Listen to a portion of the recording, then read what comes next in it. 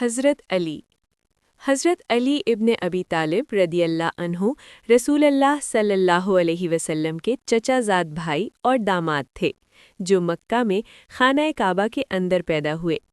اپنی گہری حکمت، بہادری اور اٹل ایمان کے لیے جانے جاتے ہیں۔ وہ اسلام قبول کرنے والے پہلا بچہ تھے۔ وہ چوتھے صحیح ہدایت یافتہ خلیفہ 656–661 عیسوی تھے، جو اپنے انصاف، سادگی اور ایک ماہر جنگجو ہونے کی وجہ سے اپنی تلوار ذوالفقار کے لیے مشہور تھے۔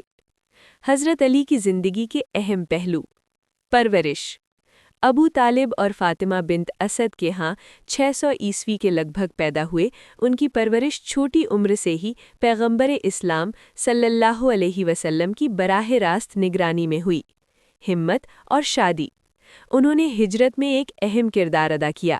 قاتلوں کو الجھانے کے لیے نبی صلی اللہ علیہ وسلم کے بستر پر سونے کے لیے اپنی جان خطرے میں ڈالی۔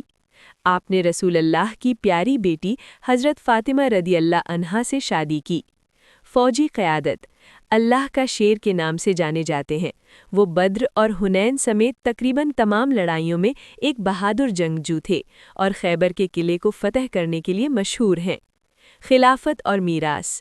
چوتھے خلیفہ کے طور پر انہوں نے دارالخلافہ کوفہ منتقل کیا اور اس کا مقصد ایک منصفانہ معاشرہ بنانا تھا۔ ان کا دور حکومت اندرونی تنازعات، فتنہ سے متاثر ہوا، پھر بھی انہوں نے الہی انصاف پر اپنی توجہ برقرار رکھی۔ شہادت۔ انہیں ابن ملجم نے فجر کی نماز پڑھتے ہوئے زہرآلود تلوار سے حملہ کیا اور 21 رمضان 40 ہجری کو ان کی شہادت ہوئی۔